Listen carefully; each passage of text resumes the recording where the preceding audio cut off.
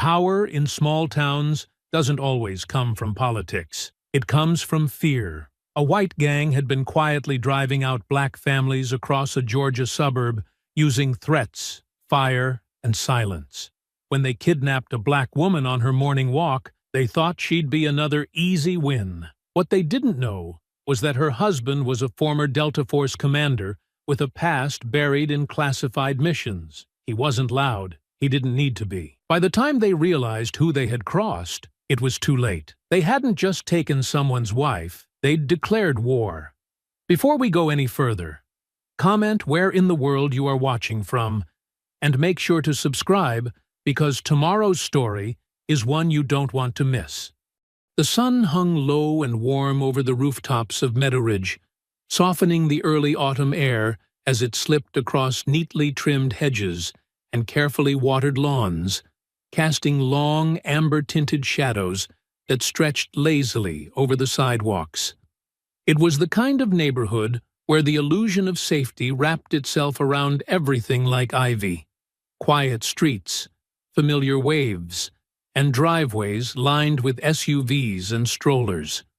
No one locked their doors during the day, not because crime didn't happen, but because people here believed it happened to someone else, somewhere else, never on their side of the hedge.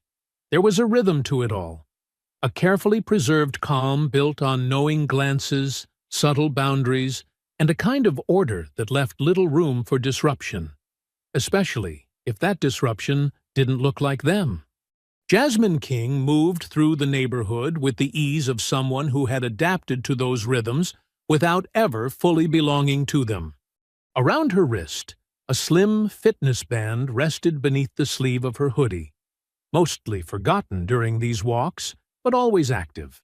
An old agreement between her and Khalil after a particularly bad neighborhood incident months ago. Her morning walks were something sacred, a brief window of stillness before the day's responsibilities began. The houses passed by in slow succession, each one with its own manicured lawn, flagpole, or decorative porch swing, but none of them ever really felt like home the way hers did. She had made peace with that long ago. Some people pretended this place was perfect. Jasmine only pretended to believe them. As she passed the fourth house on Waverly Lane, she slowed just slightly, casting a subtle glance toward the curb, where a matte black pickup truck sat idle, its engine silent, but its presence loud in its contrast. It bore no dealership plate, no neighborhood parking tag, and no trace of a family attached to it. It wasn't the first time she'd seen it there this week, and although it hadn't moved or done anything to raise alarm on paper, something about it felt out of place, like a shadow stretched a little too far from its source. She didn't stop walking, but her fingers tightened inside her hoodie pocket where her phone rested, the cool metal of its case grounding her in the moment. Her eyes flicked to the tinted driver's side window, where she caught only the faintest glimmer of her reflection before the sun shifted and erased it. Several streets away, in a house that looked like every other from the outside, but was anything but ordinary on the inside, Khalil King moved with quiet precision through the kitchen, his actions efficient and methodical in a way that never fully left him, no matter how many years he'd been out. The scent of brewing coffee filled the space, sharp and comforting, while a low hum from the security console by the side wall provided a familiar backdrop to his routine. He wasn't a man who needed noise. He was a man who noticed when it disappeared. The home was built with layers most people would never see. Reinforced locks, smart wiring, hidden cameras, yet none of it ever felt excessive. Khalil didn't prepare for war. He prepared for the day someone else started one. He glanced toward the monitor where 6 live feeds from external cameras painted a panoramic view of the property. Everything was in order. Jasmine's GPS signal pulsed steadily from her phone, marking her progress along her usual route. He allowed himself a small breath. Not quite a smile, but close enough. Jasmine never missed her walks. They were her way of staying balanced, rooted, unbothered by the slow crawl of daily chaos. He trusted her instincts, but that didn't mean he ever stopped watching. Jasmine reached the dog park near the cul-de-sac, where a woman with short blonde hair and too much perfume offered a familiar wave, the kind that carried more social obligation than actual friendliness. Jasmine returned the gesture with a nod, her steps never breaking rhythm as she followed the curve of the sidewalk and approached the far end of the street where the morning always felt quieter. A utility van sat parked at the corner, unmarked and unobtrusive at first glance, positioned beside a rust-stained fire hydrant as if awaiting some forgotten service call. One man occupied the driver's seat, head bent down, posture still. Another stood near the rear doors, adjusting something mounted on a pole. Perhaps a scanner or survey tool, though Jasmine couldn't see clearly enough to tell. What struck her wasn't what they were doing, but how still everything else around them had become. She didn't stop walking, but her pace slowed by a fraction. Her body language relaxed even as her awareness sharpened. She was too experienced to react openly to the sensation that bloomed slowly in her chest. The vague pressure that something wasn't quite right. She passed them, head turned slightly forward, though her peripheral vision caught the man at the back, lowering the pole and glancing toward her. Their eyes met, and he offered a smile. Quick, practiced, and utterly wrong. She nodded once and kept walking, stepping onto the trail that curved behind the park. The shortcut trimmed 5 minutes off her loop and was usually deserted at this hour. She hesitated at the edge of it, her heel pausing mid-step. There was no one ahead. No dogs, no joggers. Only the rustling of leaves overhead and the faint sound of the van's engine, now reduced to a distant idle. Somewhere nearby, gravel shifted, just a whisper, but it was enough. Before she could turn fully, a hand grabbed her shoulder, another clamped down over her mouth, and a heavy canvas hood dropped over her head. The attack was swift and methodical, every movement calculated to silence and disorient. She struggled, kicking and twisting as her breath caught in her throat, but they were strong and efficient, trained not for chaos, but for extraction. Her body was forced forward, her hands wrenched behind her back, the scent of sweat and leather closing in around her. A sharp jab to her ribs stole her air, and the last thing she heard before the world turned silent was a voice whispering directly into her ear. Calm, practiced, and disturbingly familiar. Keep still. This isn't about you. Just blocks away, in the quiet hum of his security-filled study, Khalil's eyes were locked on the same monitor he had checked only minutes earlier. The blinking dot that marked his wife's progress had vanished from the screen in the space of a heartbeat. No signal, no alert, just absence. At first, he didn't react.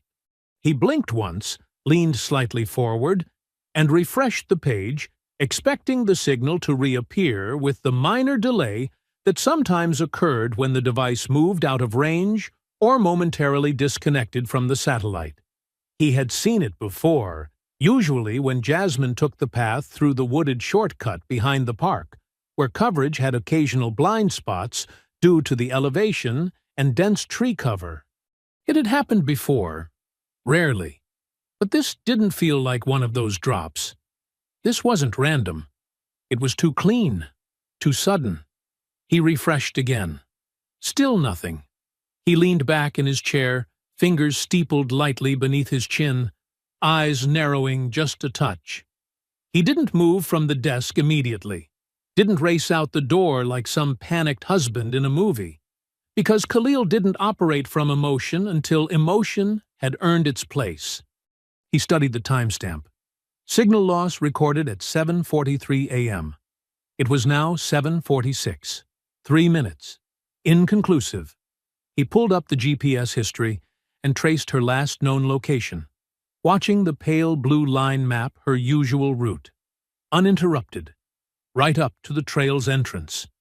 The cutoff point was sharp, clean, like a blade had sliced through the feed and left nothing behind. That, in itself, was unusual.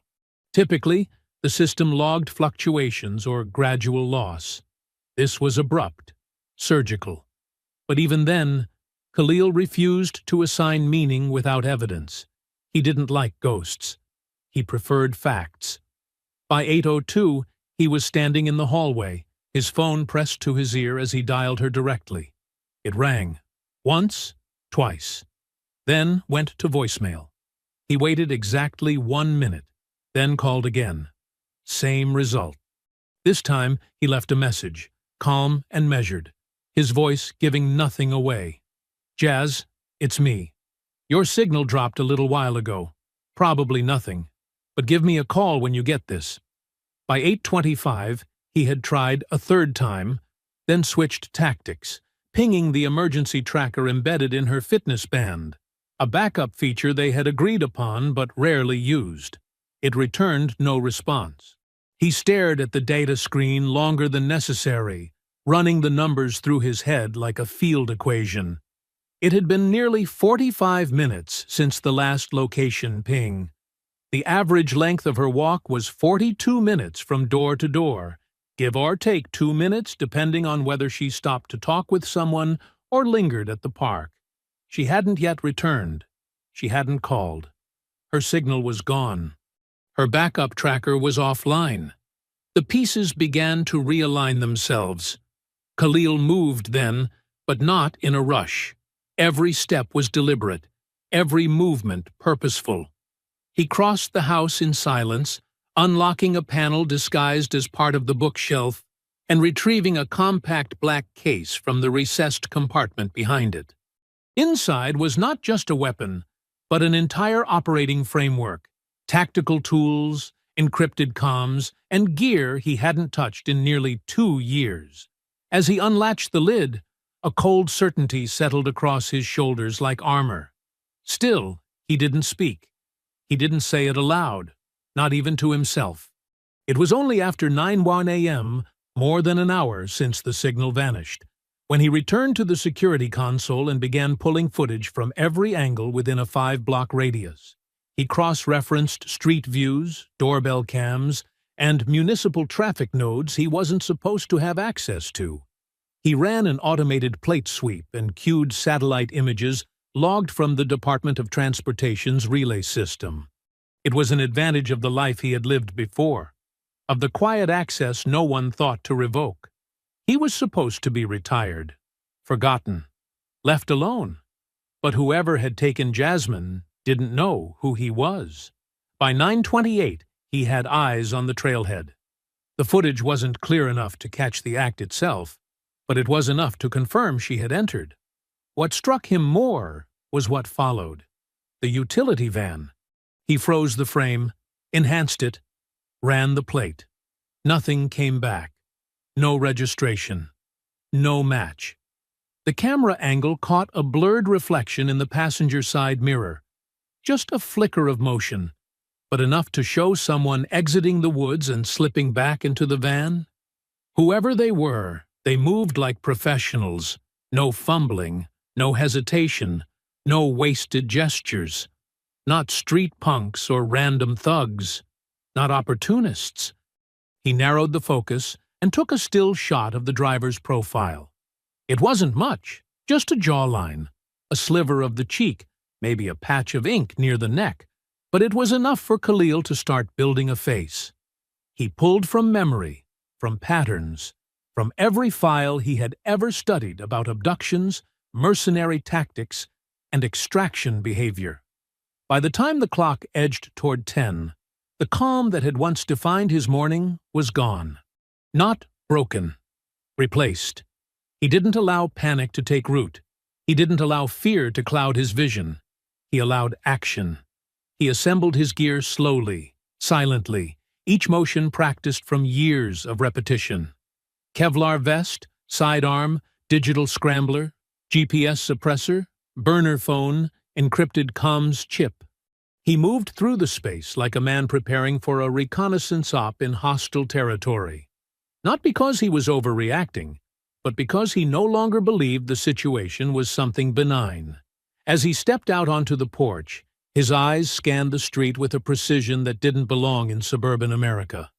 He had spent his life walking into shadows other people never knew existed.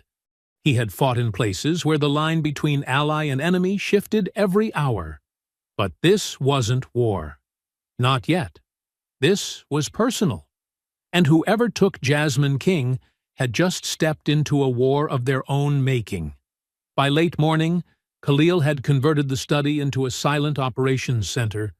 The overhead lights remained off, replaced by the cool glow of multiple screens casting long, shifting reflections across the dark wood of the desk. Lines of code flickered beside drone imagery. On one monitor, the same frame repeated every few seconds. A van pulling away from the curb, its taillights catching the morning sun like embers before it disappeared around the corner. Another screen displayed a split view of his neighborhood from 6 different angles. All time-stamped and sharpened by enhancement software Khalil had written himself years ago during long nights overseas when rest felt optional and enemies never slept.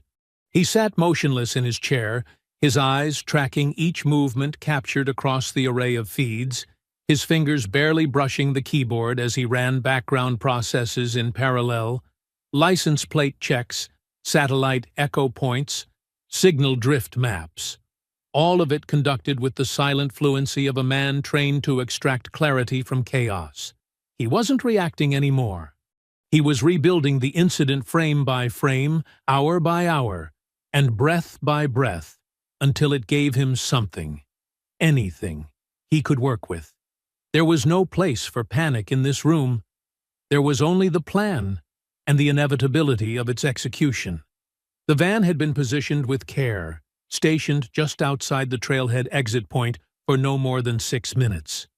The footage showed no emblems, no identifiers, nothing that would mark it as a service vehicle or a local delivery truck. Its windows were dark, possibly reinforced, and the paint had a dull, matte finish that told him it had been modified to avoid reflection and detail capture. From a distance, it looked forgettable, but up close, it had been designed to vanish in plain sight. He tracked the van backward through traffic cameras, catching sight of it twice, once before it entered the surveillance dead zone, and again just after it exited. The footage came from a liquor store's camera on the edge of the zone and an ATM at a gas station just outside the final block. The 5-block blackout had been carefully timed, a stretch without residential cams or traffic monitors, likely chosen to cover the abduction itself. There were no visible identifiers on the men who entered and exited it, but Khalil isolated a profile from the ATM feed. A man in his 30s, narrow frame, squared shoulders, a buzzed haircut, and sharp jawline visible through the glare on the lens. The man stood casually beside the passenger side door, smoking with one hand, while his other rested lightly on a metal pipe or baton that hung from his belt in a loose loop. His posture didn't suggest nervousness or improvisation. He stood like someone who knew his timing, who knew the environment, and more importantly, who had done this before. Khalil ran facial reconstruction through private archives, feeding the image into a system no longer connected to official networks. He bypassed the government databases. He didn't trust them. Instead, he used a private deep scan tool maintained by a handful of former Black Ops operatives like himself, people who knew that ghosts didn't show up in official records, only in the shadows of old missions and places forgotten by everyone but the dead. While the scan progressed, Khalil opened a second file system and pulled up topographical overlays of the surrounding area. His eyes moved slowly across the grid until they landed on a cluster of abandoned freight facilities along the eastern perimeter of the town, warehouses once used for transport logistics before the rail line was decommissioned a decade ago. They had sat untouched for years, and as far as most people were concerned, The buildings had no current use. But he remembered something else. An old mission report from a neighboring county involving arms shipments, a laundering front disguised as a scrapyard, and rumors of militia groups using similar terrain as staging grounds. It had been dismissed at the time. Not enough proof. No jurisdiction. Still, he remembered the layout, the choke points, and most importantly, the way the surveillance dead zones lined up too perfectly with the current route the van had taken. No traffic cameras, no toll stations, no residential footage for 5 consecutive blocks. The signal loss wasn't accidental. They had planned this route long before today. He saved the GPS coordinates, uploaded them to a secure satellite tracker, and fed the location into a burner device linked to a portable drone unit housed in the garage. It would give him a live feed within the hour. Until then, he needed a second layer of confirmation, something that connected the van and its occupants to a broader movement. These weren't independent actors. Their training, their timing, their precision, it all pointed to something larger, something organized. And if that was the case, then it was no longer just a rescue mission. It was a dismantling. Miles away, in a room stripped of comfort and deliberately deprived of identity, Jasmine sat still in the chair where they had left her. Her wrists were zip-tied to the metal frame behind her back, the cold of the floor seeping through the soles of her shoes, her ankles cinched tightly enough to prevent motion, but not so much as to cut circulation. The room was barely lit, a single bulb swinging lazily from a wire, casting fractured shadows against wooden crates, rusted chains, and crates marked with half-torn barcodes and faded paint. The walls were unfinished, lined with insulation and rot-stained paneling. This wasn't a basement. It was a storage room. Temporary. Clean enough to avoid infection, dirty enough to be disposable. Her breathing remained controlled, shallow but steady.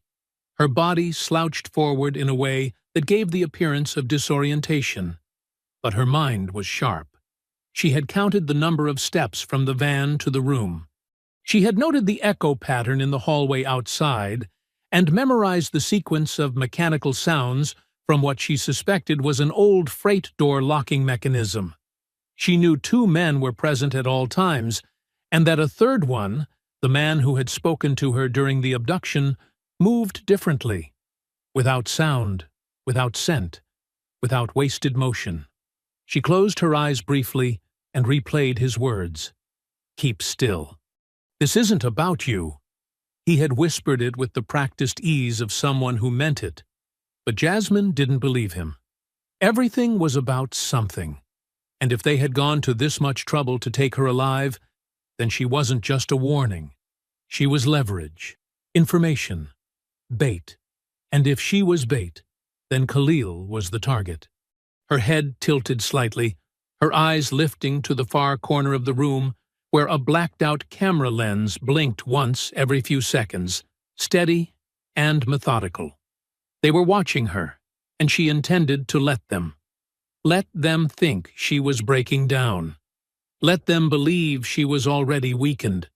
She had learned a long time ago that silence was its own kind of power. And she knew Khalil, knew how he moved, how he thought, how he counted the angles long before anyone else even saw the board. He was coming. Of that, she had no doubt. All she had to do now was stay alive long enough to meet him halfway. Across town, the rusted gates of a forgotten storage yard groaned under the force of Khalil's hand as he pushed them open just enough to slide through. The sun had begun its descent, casting long streaks of orange across the tops of the containers stacked 2, 3 high, arranged like a maze with no clear path, no signage, no reason for anyone to be there unless they knew what to look for. He moved like a shadow, dressed in charcoal-gray fatigues that blended into the industrial gloom. A low-slung satchel hugged his side, one hand resting on the grip of a suppressed sidearm, his eyes scanning the layout without pause. The data had pointed him here. intermittent heat signatures, scrubbed logistics records, and a fragment of cell phone metadata pinging from the burner network he had hacked only hours earlier. The van hadn't returned, but someone connected to the operation had. He knew that kind of sloppiness didn't happen by accident.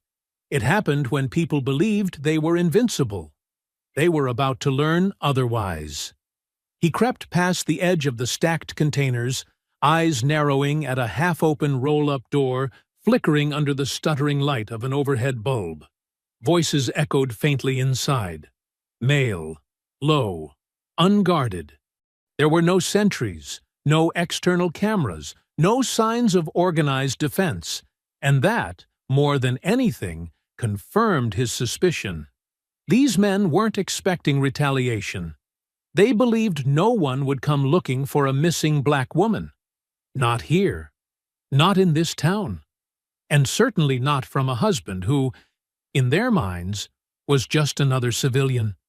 Khalil stepped through the threshold with his weapon raised, his footfalls soft but deliberate. The two men inside never had time to shout. The first dropped with a sharp gasp, the butt of the pistol slamming into the bridge of his nose before he could reach for the weapon tucked under his coat. The second turned just fast enough to see Khalil's eyes before his legs were swept out from under him, the breath driven from his lungs with a single blow to the chest.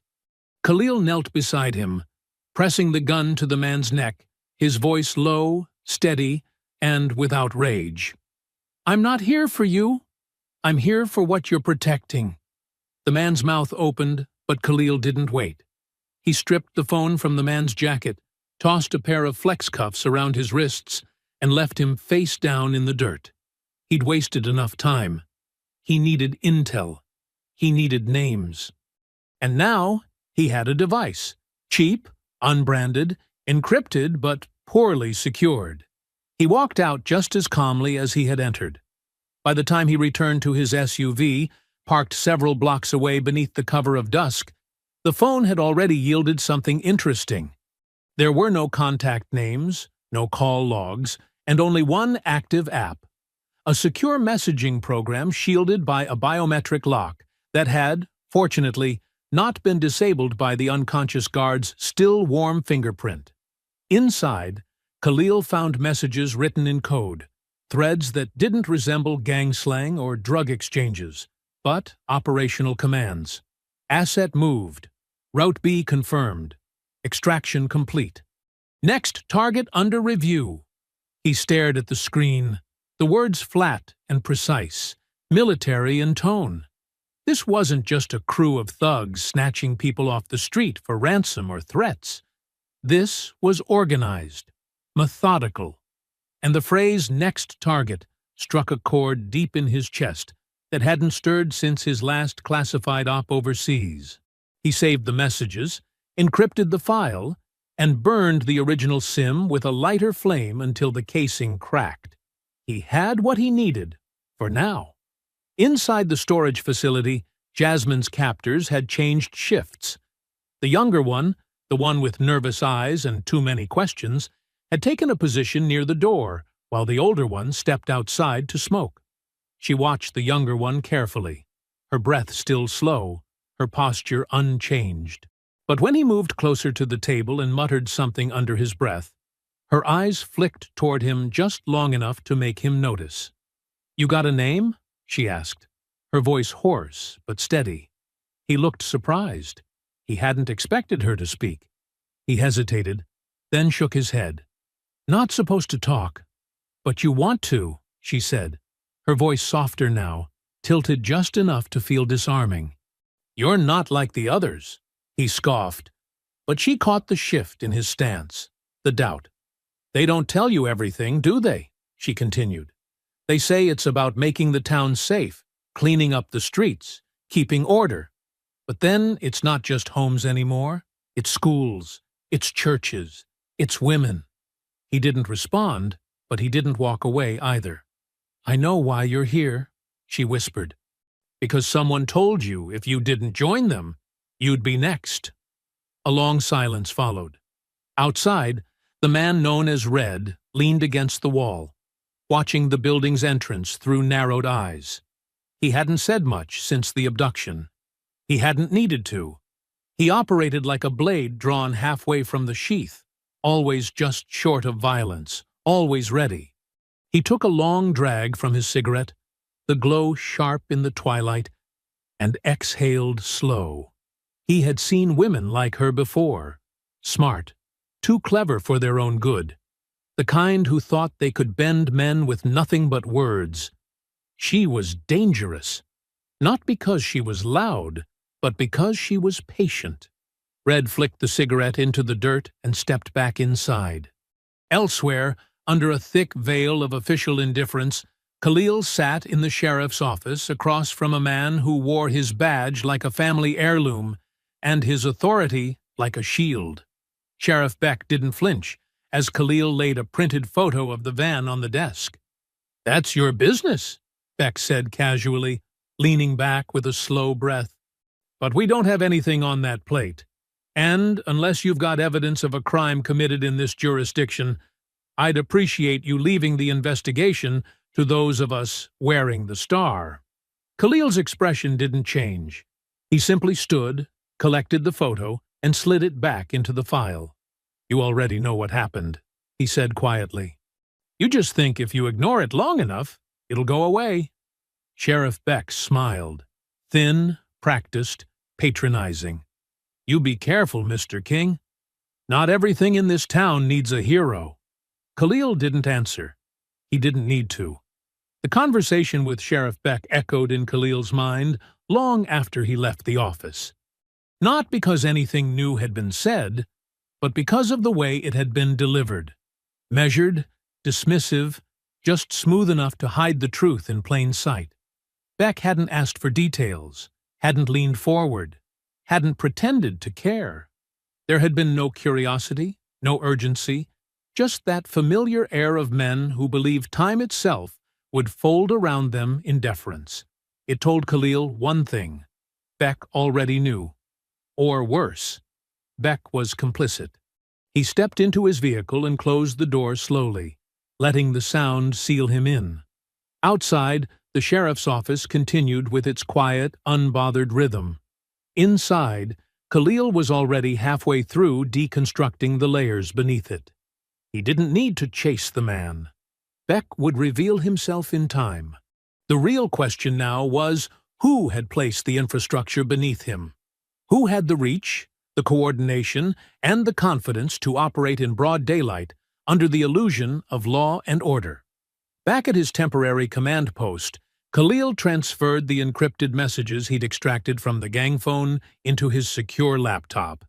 He filtered them through a language algorithm, cross-referencing military code books, black market shorthand, and cartel-based ciphers. What emerged wasn't a conversation. It was a chain of commands, timed and structured. The phone hadn't just been used for communication.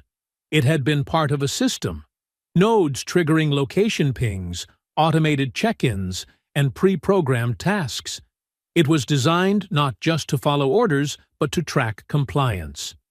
One command stood out: Asset King active. Phase 1 confirmed. The phrasing sent a cold wave down his spine. He read it again, slowly, the words seeming to curl at the edges, familiar in a way he couldn't place, like a voice heard once in a dream and remembered years later in a moment of silence. Asset King.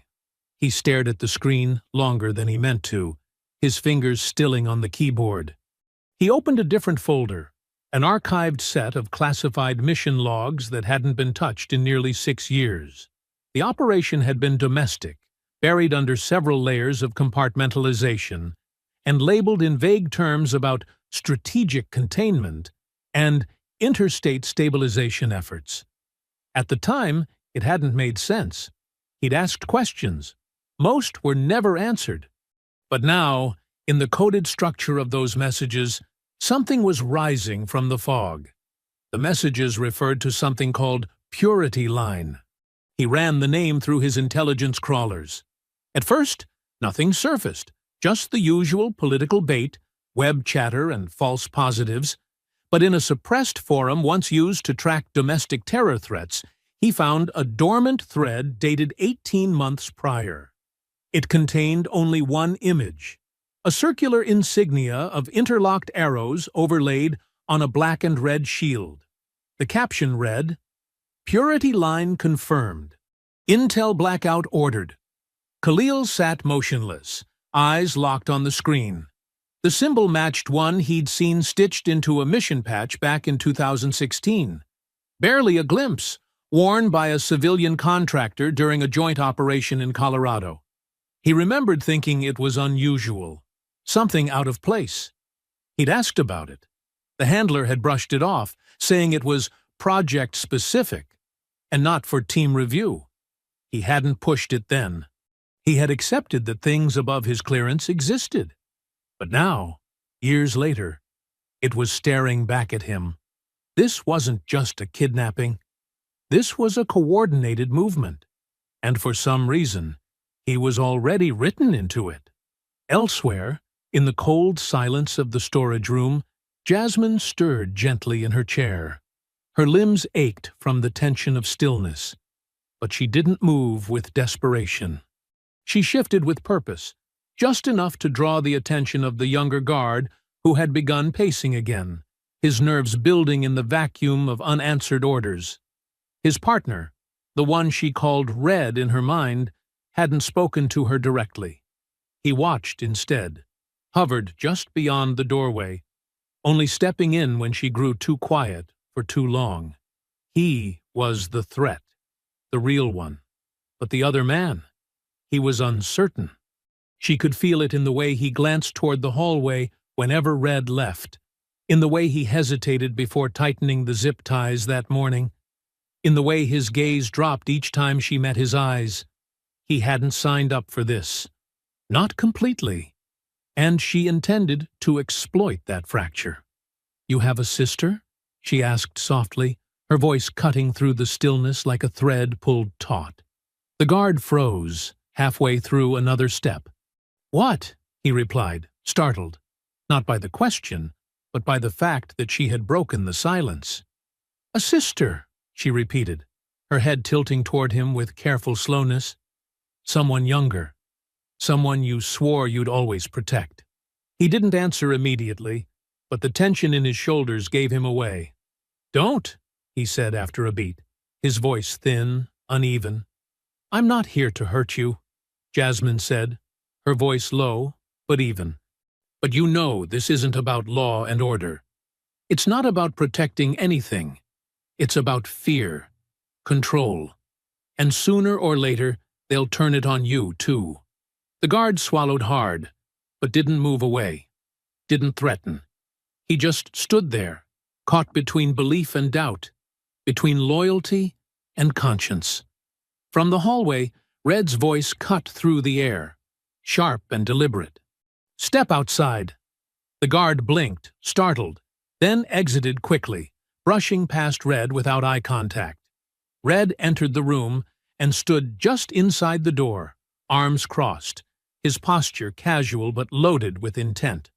"You think this is a game," he said, his voice like gravel dragged across stone. "But we've dealt with louder mouths than yours." Jasmine didn't flinch. She simply met his stare and held it. "I'm not loud," she said. "I'm just patient." Red smiled faintly. It didn't reach his eyes. "We'll see." Back at the safe house, Khalil leaned over his equipment, piecing together threads of data that no longer pointed in circles. The coded language, the silence from law enforcement, the forgotten patch, the phrase, "Asset King." Someone wasn't just targeting Jasmine. Someone was monitoring him. This entire operation, the abduction, the silence, the misdirection, was built around the assumption that he would respond, that he would come, that he would chase. The more he traced it, the clearer it became. This wasn't just personal. It was planned. The rusted gate of the rail yard screeched as it gave way to Khalil's slow, deliberate push, the sound swallowed by the emptiness stretching out across the gravel lot beyond. This place had been forgotten by most of the town. a grid of derelict containers and collapsed structures that once moved goods across the state, but now sat hollow and quiet beneath a darkening sky. He didn't need anyone watching this. What was about to happen didn't require witnesses. He moved with the fluid caution of a man who understood terrain, weaving between stacks of oxidized steel and twisted fencing, his eyes fixed on the trail he'd been tracking for hours. A white SUV sat wedged between two containers near the edge of the yard, engine still warm, a soft click marking the recent shutdown. The license matched the one that had shadowed the van out of town. The vehicle wasn't just tailing them, it was coordinating. That meant whoever sat behind the wheel wasn't just a pawn. They were part of it. Khalil advanced with no hesitation, his silhouette folding into the shadows, cast by the slats of moonlight breaking through the broken canopy. He reached the driver's side just as the door creaked open, catching the figure mid-exit. Tall, lean, white, maybe late 30s, with a dark tactical jacket and a shoulder rig already half-drawn. Khalil didn't speak. He struck. The first blow caught the man across the temple, snapping his head sideways into the door frame. The pistol clattered to the ground, but he recovered quickly, swinging wildly with a clenched fist that Khalil ducked beneath, driving his elbow hard into the man's ribs. The man staggered, gasped, then launched into a grapple, military training evident in his footwork, the pivot of his hips, the shortness of his reach. This wasn't street fighting. This was conditioning. But Khalil had lived through worse. The fight dragged across the gravel, brutal and fast, both men trading blows without pause.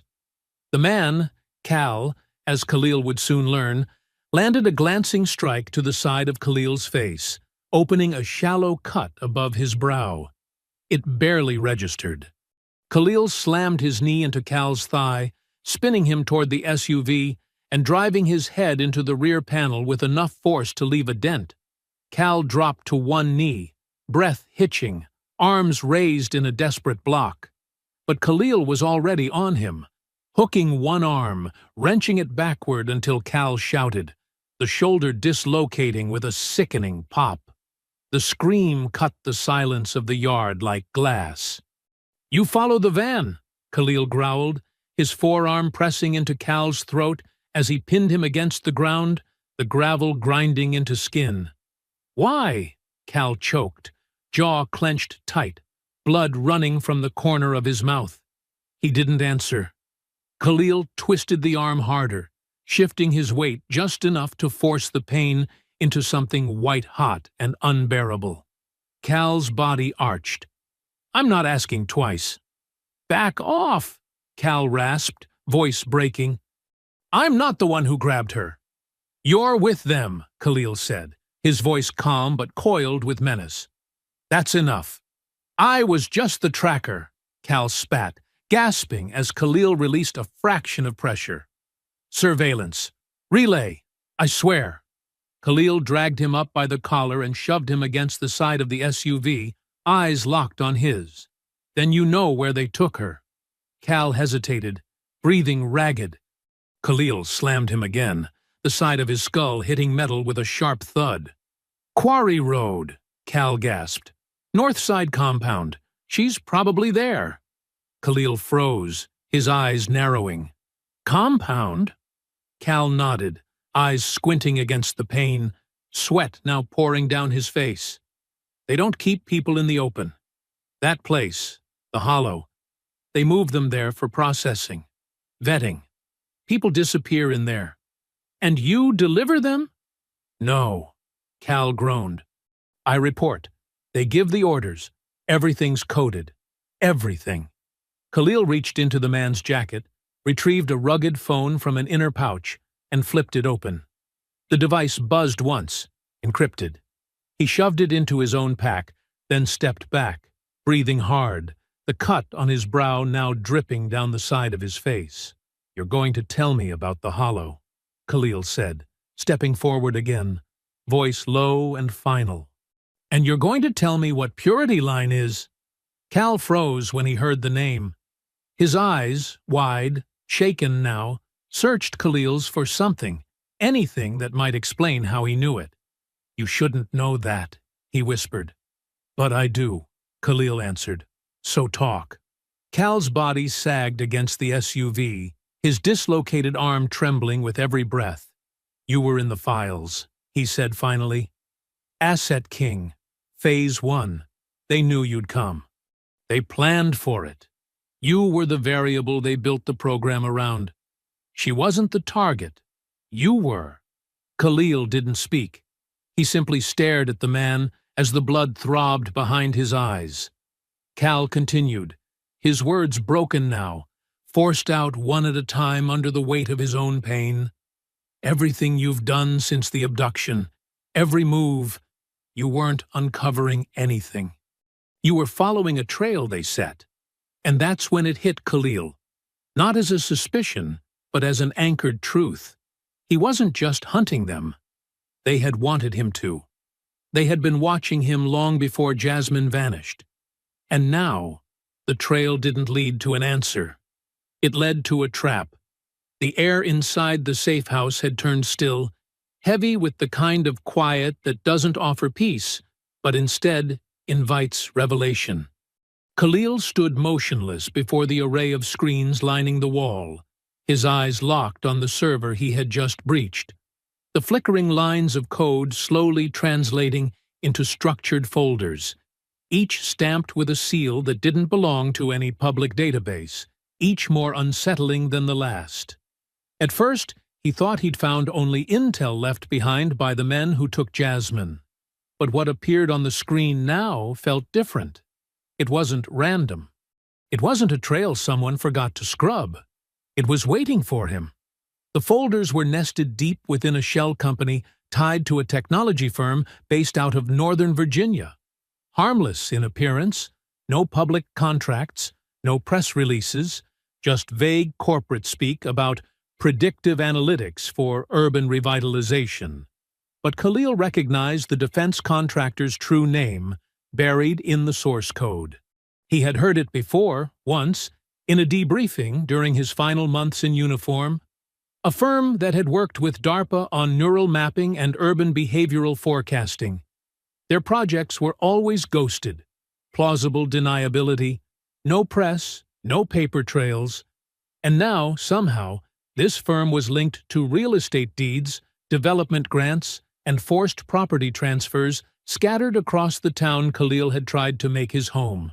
He clicked through one folder labeled Regional Optimization Phase 2. Inside were maps, parcel overlays, ownership histories. Every one of them had something in common. Each property had once belonged to a black family. Each one had changed hands after a civil disruption, some due to arrests, some due to fires, some following disappearances that no one had ever truly explained. At the center of each cluster, cross-referenced through zoning board minutes and quiet shell corporations, were names Khalil recognized. Contractors he had crossed paths with in other parts of the country, always lingering around projects that were never finished, but always profitable. It wasn't about rebuilding. It was about removing, displacing, strategically clearing populations under the guise of redevelopment. And at the bottom of the page, in bold letters stamped across a secure encrypted file, were two characters that made Khalil's throat tighten. KK, his initials. He stared at them, unmoving, the cursor blinking like a slow heartbeat beneath the words Asset King, Alpha Tier. He opened the file. Inside were surveillance photos, his home, his routines, street angles of Jasmine walking the neighborhood. Time-stamped logs followed them for months. Satellite footage tracked his SUV along roads he hadn't thought twice about. Audio recordings, tagged and labeled, captured him speaking on the phone to old colleagues. Even photos from overseas, old operations, long buried, had been pulled into the system. Every piece of his life catalogued, not from the outside, but from within. from someone who knew what to look for. He hadn't uncovered the plan. He had walked directly into it. This entire thing, the abduction, the encrypted phones, even the staged resistance from the sheriff's office, had been constructed to provoke him, to wake something in him that they had buried years ago. It hadn't just been about taking Jasmine. It had been about reactivating him. He stepped back from the desk, hands trembling, not with fear, but with the kind of realization that turns the floor beneath your feet into something uncertain. They didn't just want to see what he'd do. They wanted to record it. And as he stood there, heart thudding against his ribs, he began to question everything that had come before. The missed alerts, the clean drop-off of the van's location, the ease with which Cal broke. None of it was coincidence. It was design, calculated exposure. He was being guided like a tool retraced back to the source that built him. And somewhere inside that source was the answer to why. Not just why Jasmine was taken, but why she was marked. The connection came like a thread pulled tight through memory. Jasmine had been working on a local investigative report, a zoning scandal tied to redevelopment money. She'd mentioned it in passing, called it a deep well of nonsense, and moved on, as she often did when something felt too ugly to give power to. But now, Khalil saw it for what it was. She had gotten too close. Not to just some real estate scam, but to this. The shell firm, the property seizures, the names. And by getting too close, she had exposed herself. And, by extension, him. In the corner of the safe house, his burner phone lit up. A message blinked across the screen from a trusted contact who had been tracing satellite traffic in the background. Purity Line. Operational network under Project Eden. 17 nodes confirmed. You're Node 1. Node 1. They hadn't just been watching him. They had built the model around him. Miles away, inside the walls of the hollow, Jasmine pressed her palm against the edge of the cold metal cot as she twisted her wrist again, slowly working the jagged shard she had hidden beneath the cuff of her jeans into position. The guard rotation had changed. The room was darker now, quieter.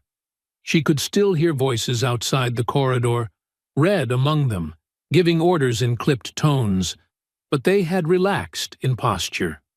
They believed the transfer was hours away, that she was broken, that Khalil hadn't found them yet.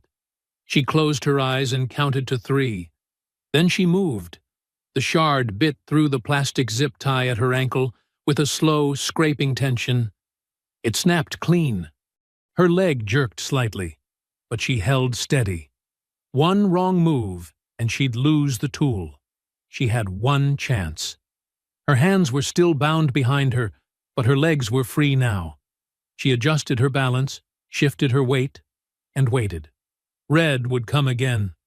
He always did just before they moved her. It was his pattern, his ritual, showing up to remind her who had power before handing her over to the next link in their chain. But this time, she wouldn't be sitting silent, playing the part they'd written for her. When that door opened, she would be ready. Back in the safe house, Khalil sat still before the screen, its pale glow casting long shadows across his face. The final message etched into his mind like a scar he hadn't realized he was still carrying. Node 1. Asset King. These weren't just titles. They were blueprints, a designation, a claim on his very identity, drafted and filed by people who believed they could use him like a weapon waiting on a shelf. He had thought he was dismantling their operation, but this wasn't a rescue anymore. This was a reckoning, and they had no idea what they had reawakened. The room was dim now, lit only by the rhythm of the monitors casting slow pulses of light against the concrete walls. But Khalil hadn't moved in nearly an hour.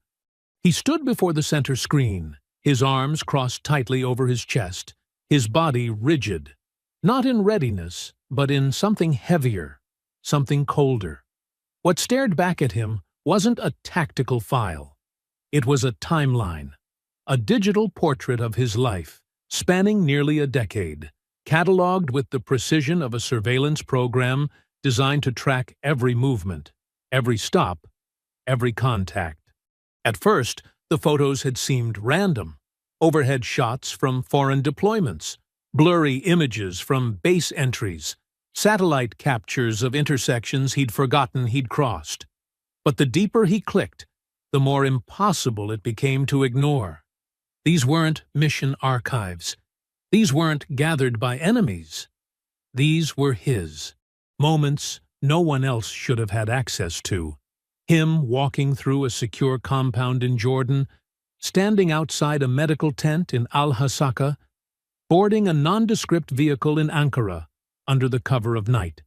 Missions that had been classified even to those who served beside him. Images he had never seen before, never approved, never expected to resurface.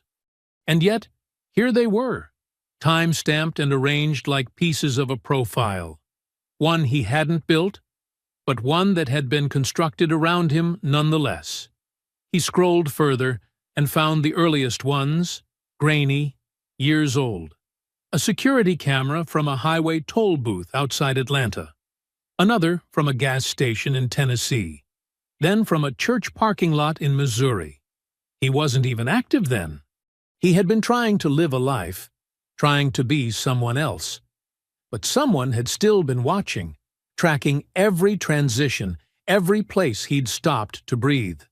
The pit in his stomach turned to stone as he opened the next folder and saw the field diagrams, tactical grids matching gang assault patterns to known paramilitary tactics. Breach points, containment sweeps, use of false alarms, staggered communication intervals to delay law enforcement response. It wasn't just familiar, it was identical. They had copied tactics from black operations, from him, or worse. He had trained them. Khalil stepped back from the screen, his hand instinctively rising to his temple. It wasn't a headache. It was a memory trying to surface, something buried, fogged over. A mission brief from years ago that didn't fit with the rest. A training contract. A non-combat consultancy. A favor for someone from the inside who said it would be short, routine, anonymous. He had taught a weekend course to a private group on rural combat defense. Hadn't even signed his real name. He'd chalked it up as a one-off, a paycheck to fund his return home. But now he remembered the instructor who'd watched him closely. The tall man in plain clothes with pale eyes who never asked questions during the lesson but wrote constantly. His name had never come up again. Until now. Until Red. He sank into the chair beside the console, his breathing shallow, the silence inside the room deafening. Every mission, every operation, every tactic he thought he'd locked behind the door of the past was now being used to dismantle families that looked like his, to terrorize people who couldn't fight back, and to tear apart the only thing that had ever brought him peace. He wasn't just chasing the enemy. He had given them the tools, and the more he traced it back, the less certain he became that he had ever left that world behind. At that same moment, miles away inside the hollow, Jasmine sat with her legs pressed tight beneath her, the restraints gone from her ankles now, but her wrists still bound. She kept the shard hidden beneath the folded hem of her pant leg, and her breathing steady despite the pressure building behind her ribs. The guards had grown careless again. The rotation between shifts had changed. The pattern no longer held. That told her one thing. Whoever was running this had started to feel nervous. They knew Khalil was getting close. She stared at the wall where the camera had once blinked every few seconds. It was dark now. Either shut off or moved. That was new. They didn't want her to see them anymore. But they still watched. She could feel it in the air, like heat radiating from a corner you couldn't look into. Her legs were free, finally, but her hands remained tied behind her, circulation intact but growing strained. She pressed them together slowly, as if in prayer, knowing she'd only get one more shot before they moved her. Khalil had always moved like the world around him needed to be measured before it could be trusted. He didn't act unless he understood the terrain. But lately, she'd seen something shifting in him. Not fear, guilt, something deeper, something heavier. He had started to look over his shoulder longer, stay quiet longer. His silence wasn't tactical anymore. It was wounded, and that terrified her more than the men outside the door, because she needed him whole. She needed him to remember that whatever they'd taken from him in the years before her, they hadn't taken his purpose. She could only hold the line for so long, and if he started unraveling now, they would both be lost. She didn't know the names, didn't know what purity line was, or why they were labeled, or how long they had been followed. But she knew the way a system moved when it targeted something not just to destroy, but to recruit. This wasn't about hate. It was about harnessing something dangerous. And Khalil was dangerous. Back in the safe house, he sat alone, fists clenched, the hum of the monitors surrounding him like static in his ears. The timeline had caught up to him. The surveillance wasn't past tense anymore. He wasn't looking into what had been done. He was looking at what they expected him to do next. And in the corner of the screen, a new file loaded, marked with a timestamp only minutes old. An image of him, captured from a traffic cam 2 blocks from the compound. They weren't trying to avoid him. They were tracking his every move. The coordinates hadn't come from a satellite trace or a government back channel. They'd come from something far more analog, a single detail buried in a seemingly irrelevant image taken during Cal's surveillance days. Khalil had stared at it for hours without seeing it, until the light hit the screen just right, and he noticed the watermark on a plastic-wrapped pallet in the background of one photo. The faded black stencil read, "Croswell Timber and Aggregate," a defunct supply yard decommissioned almost 9 years ago after the company was fined for illegal waste dumping. The land had been listed for public auction 3 times, but never purchased on record. He found the property listed under a maintenance holding firm in Delaware. No business filings, no employees. But when Khalil overlaid that location with the drone recon data he had been compiling, something clicked. Heat signatures in the center of a vast woodland, old freight access roads still intact. A helipad-sized clearing with a soil pattern suggesting recent excavation. It wasn't marked on civilian maps. The satellite footage was blurred, automatically redacted. That only ever happened when someone wanted it that way. It was the Hollow. He moved before nightfall. His approach was silent, a return to a version of himself he hadn't called on in years. No car, no drone, just his body, a suppressed weapon, and the landscape he read like a battlefield. The perimeter was deceptively loose. No guards visible, just motion sensors buried in a triple-line arc. The kind designed not to alert, but to log intrusions and study patterns. They hadn't fortified it like a fortress. They'd protected it like a lab. He bypassed the sensors with a hand-built signal disruptor, crawling through the underbrush, watching as 2 guards passed within 20 feet of him without noticing the shift in air around them. The building itself was sunken, built into a slope and disguised beneath camouflage netting and lumber piles. Industrial at first glance, but Khalil spotted the ventilation systems designed for underground extension, the seamless concrete path poured recently, and the faint glow of motion-triggered lights through narrow slats. He found a back entry, unlocked, probably assumed too remote for use. He slipped inside. The air shifted instantly, cool, sterilized, humming with electricity. This was not a storage site. This was an intelligence hub. A corridor opened into what looked like an IT center crossed with a tactical command post. Racks of servers stood in rows, hard drives blinking silently, their fans whispering like breath in a tomb.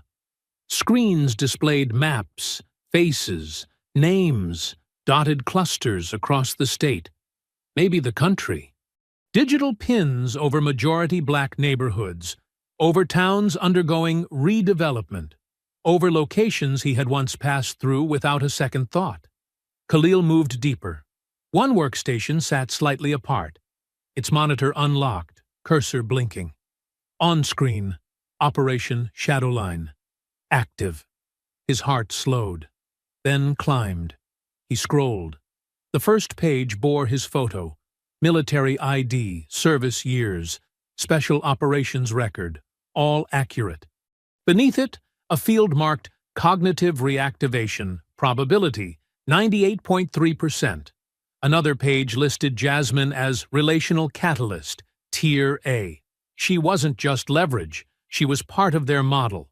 A trigger, the reason they knew he would come. He leaned closer, scanning the mission breakdown, and saw what chilled him more than the designation. His own name, King Khalil, listed not as a threat, but as a test platform. They had designed the entire event, not just to trap him, but to watch him awaken. This wasn't revenge. This was research. Footsteps echoed down the hallway. Khalil snapped back into motion, downloading the files to his encrypted drive, then setting a timed loop on the server. A silent data wipe set to trigger after 2 minutes of inactivity. He moved toward the exit, pulse hammering behind his ribs, following the path marked Transfer Bay Alpha on the digital schematic he'd memorized seconds earlier. The corridor narrowed, turned sharp twice, then opened into a large, cold room lit by fluorescence and humming with the low whine of machinery. Jasmine stood at the center, zip-tied to a rolling gurney, surrounded by 2 armed men and a technician speaking quietly into a headset. She looked calm, but her eyes locked on Khalil the moment he entered. And in that fraction of a second, everything in her changed. Her posture shifted, her shoulders tensed. She knew. Khalil moved. The first shot dropped the tech. The next 2 tore through the first guard's shoulder and thigh, spinning him to the ground before he could even raise his rifle. The last gunman fired wildly, bullets ricocheting off steel as Khalil closed the distance, dropped low, and struck the man's legs from beneath him. He didn't hesitate. 3 hits, throat, ribs, temple.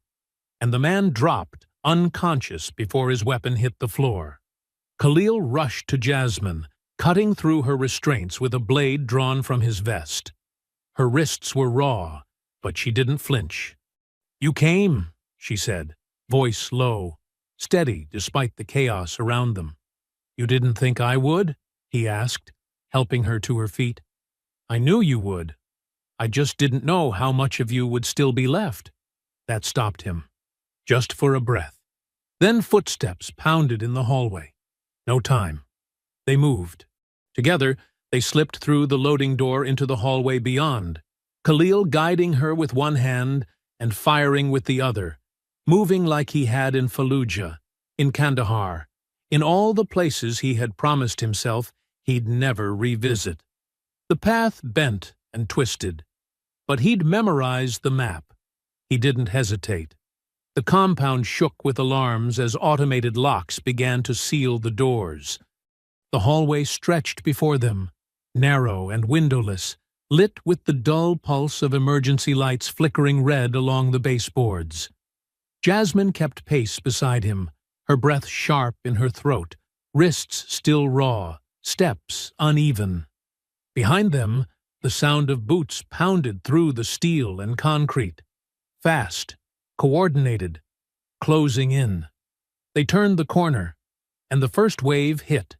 3 guards emerged from a side corridor, rifles raised. Khalil fired instinctively, but they were too close now. The corridor was too narrow, and the flash of muzzles sparked chaos into a space already collapsing under noise. One guard tackled Khalil sideways into the wall.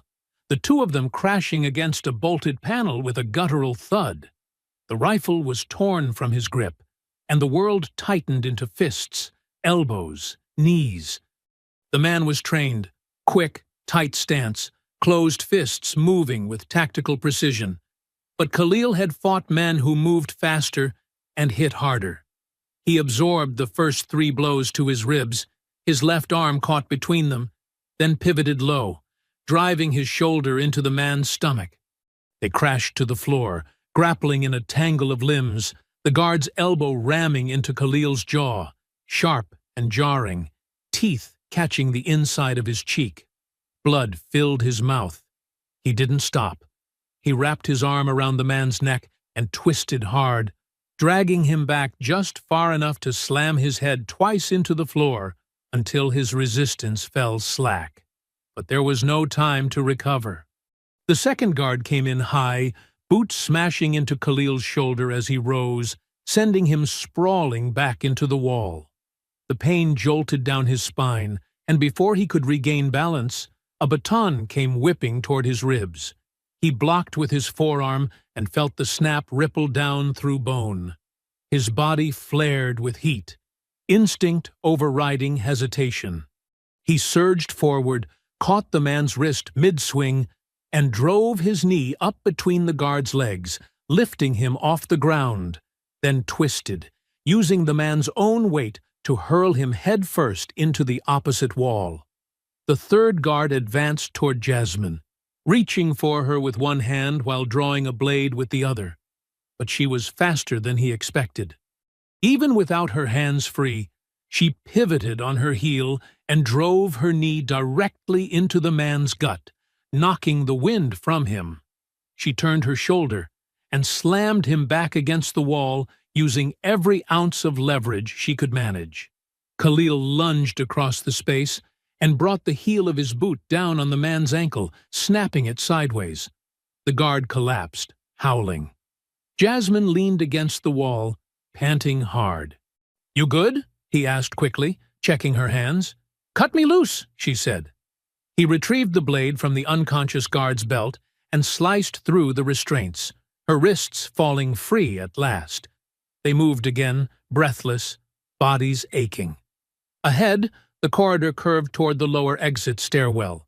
If they could make it there, they could reach the ground level, disappear into the forest before backup arrived. But the compound wasn't finished with them. As they pushed through the next door, a fourth figure stepped into the passage. Massive, squared shoulders, red armband tight around one bicep. It was Red. No gun, just 2 fists and a slow, deliberate walk that made Khalil freeze for half a beat. "You're not supposed to be this far," Red said, voice low, cracking like gravel beneath weight. "But I suppose that's what makes you dangerous." Khalil stepped in front of Jasmine, body aching, vision still blurred from the elbow earlier. "I'm not here for your permission," he said. "I'm here to take her home." Red didn't reply. He charged. The impact was thunder. Their bodies collided mid-stride, fists flying before either had fully adjusted stance. Red swung with raw power, wide arcs backed by mass, not finesse. Khalil absorbed the first strike to his shoulder, countered with a jab to the throat, then ducked under a right hook that grazed the top of his temple. His head rang. He saw stars. Red didn't let up.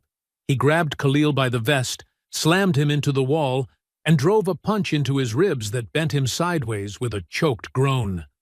Khalil dropped low, grabbed Red's leg, and swept him off balance. They fell together, struggling in a crush of elbows and gritted breath. Red struck hard again, fist across Khalil's jaw, then again to his chest. Khalil groaned, his muscles screaming and twisted beneath the weight, finally locking an arm around Red's neck. They rolled, grunting, scraping against concrete. It was brutal. No grace, just survival. Jasmine grabbed the baton from one of the unconscious guards, raised it above her head, and brought it crashing down across Red's back once, then twice. He howled, rolled off Khalil, staggering back to his feet. His eyes met hers, wild and bloodshot. Khalil surged up with a roar, tackled him from behind, and drove his shoulder into Red's spine, slamming him face first into the wall. He didn't let go. He kept pressing, kept crushing, until Red finally collapsed to the ground with a deep, shuddering exhale. Blood streamed from Khalil's mouth. He wiped it away with the back of his hand and turned to Jasmine. "We don't have time," he said, voice raw. She nodded, helping him up, her own body shaking from exertion. Together, they pushed through the emergency stairwell, boots echoing against metal as the sound of fresh alarms echoed behind them. But the compound had thrown everything it had at them, and they were still walking. They didn't stop until they were miles from the compound, deep into the dark sprawl of forest that stretched like a jagged scar between the industrial edge of the county and the highland reservoir beyond. There was no trail, no road, only instinct and memory guiding Khalil toward an old ranger station buried at the edge of the state lines, one of the few places he trusted not to be tapped, traced, or watched. By the time they reached it, dawn was a gray smear across the horizon, and their bodies had begun to seize with exhaustion. Jasmine's wrists were swollen, Khalil's ribs burned with every breath, and both of them were streaked with dirt, blood, and sweat. Inside, it was cold and quiet. No cameras, no signals, just walls and silence. Khalil bolted the door, set a perimeter trip alarm, and leaned against the wall, catching his breath.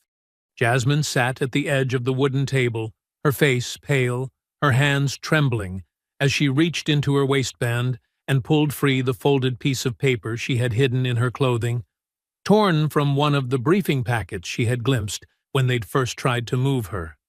"I need you to see this," she said softly.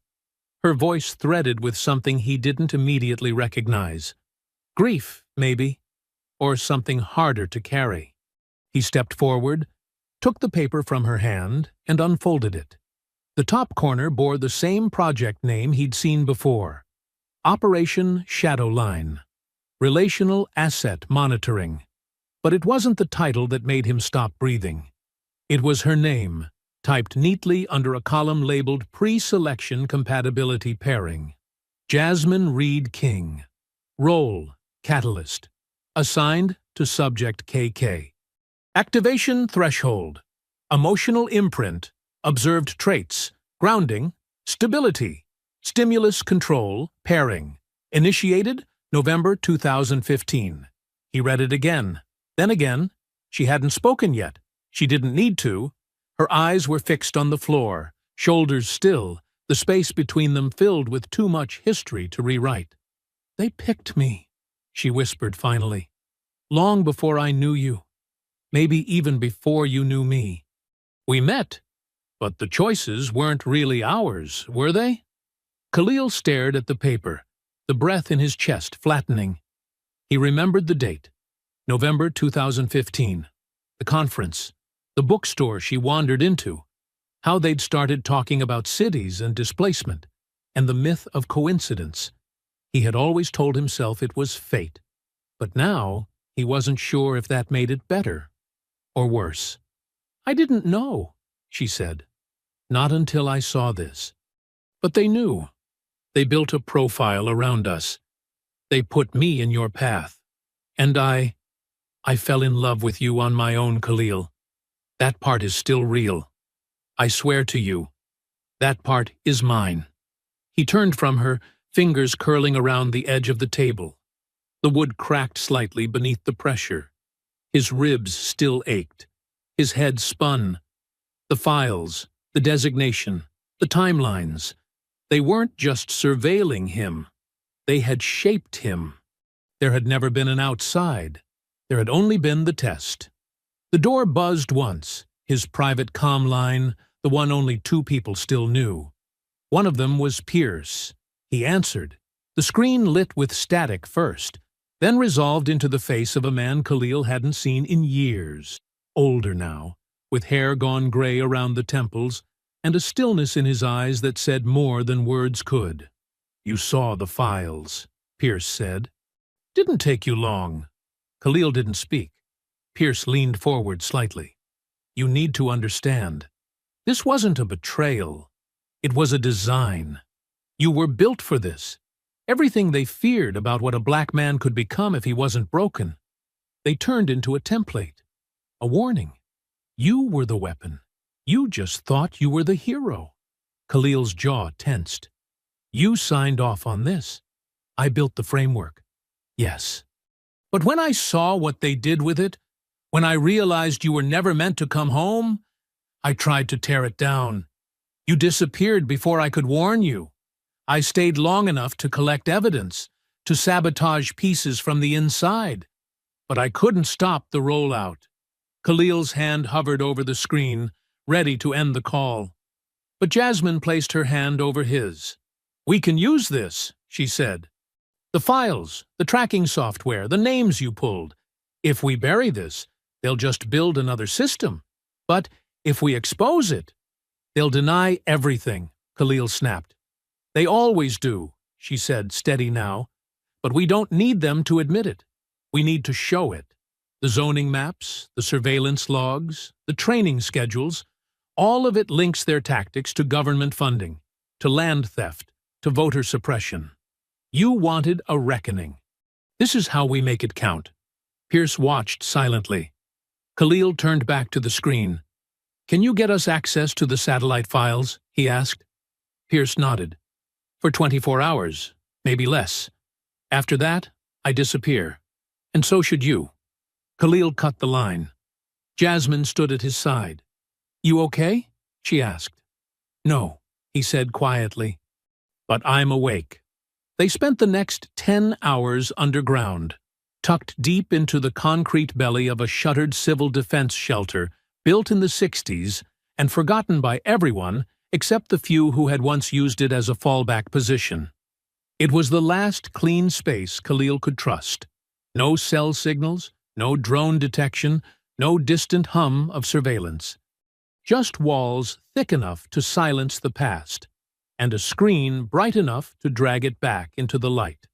Jasmine worked quietly beside him, cataloging files, stitching together the data from the compound server with the zoning overlays she had once investigated alone. What had once been conspiracy theory now stood in clear structure, parcel after parcel of displaced black families, their homes flattened in the name of urban stabilization, their records marked with language that danced around legality but pointed always toward erasure. The shock of it had passed. What remained now was grim purpose. But Khalil sat still, not speaking, staring at a video file that had finished decrypting only minutes ago. Its title was simple: Test Deployment, Phase Alpha. Time-stamped 2014. Location: West Raleigh, North Carolina. He clicked play.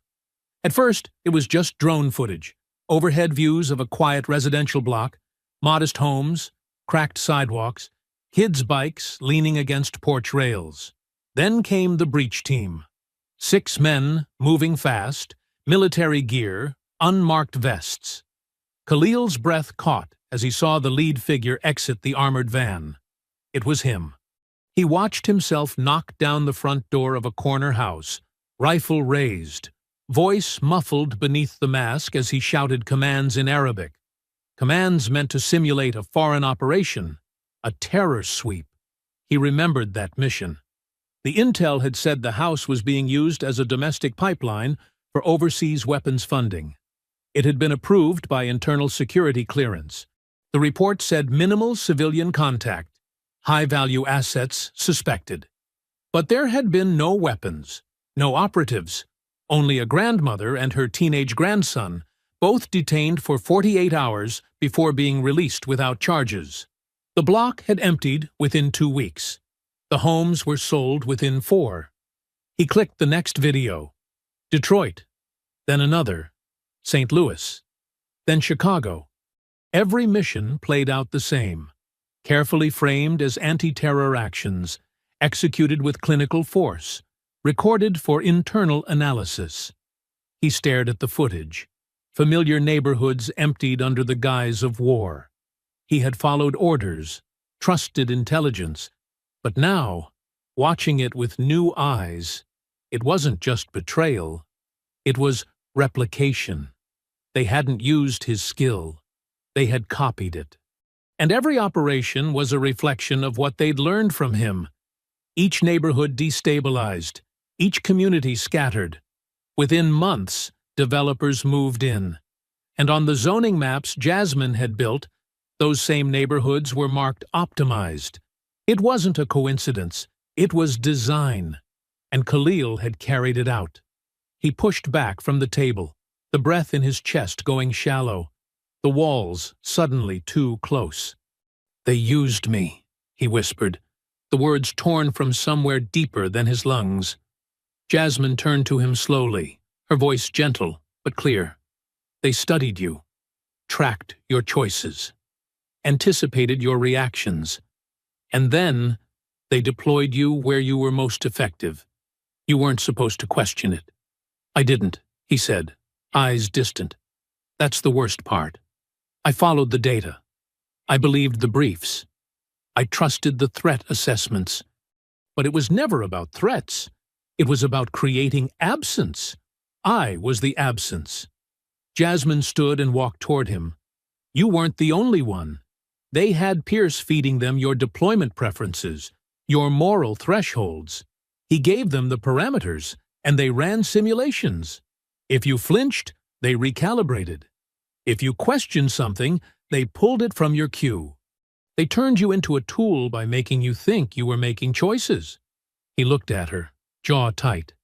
"Then all of this, every life lost, every building cleared, became part of a machine that only ever wanted silence," she said. Khalil clenched his fists.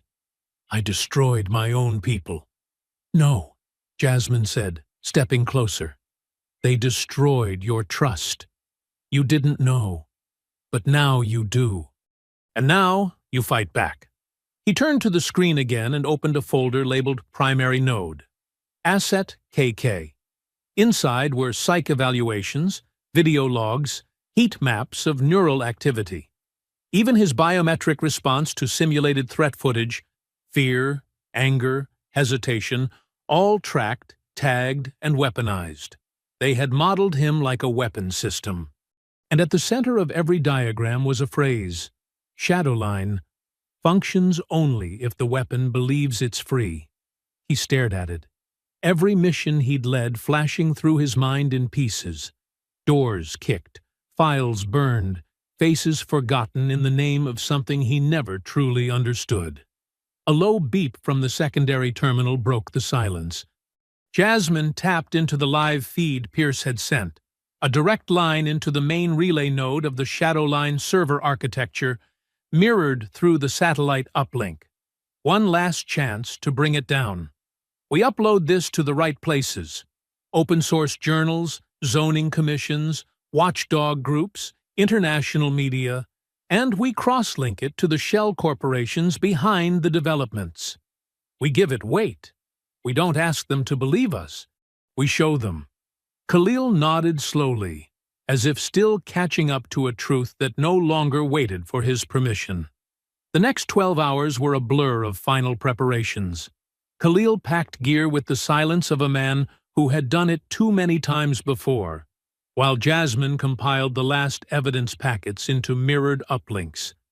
They ate quietly, reviewed the plan twice, then left under cover of darkness, abandoning the safe house for good.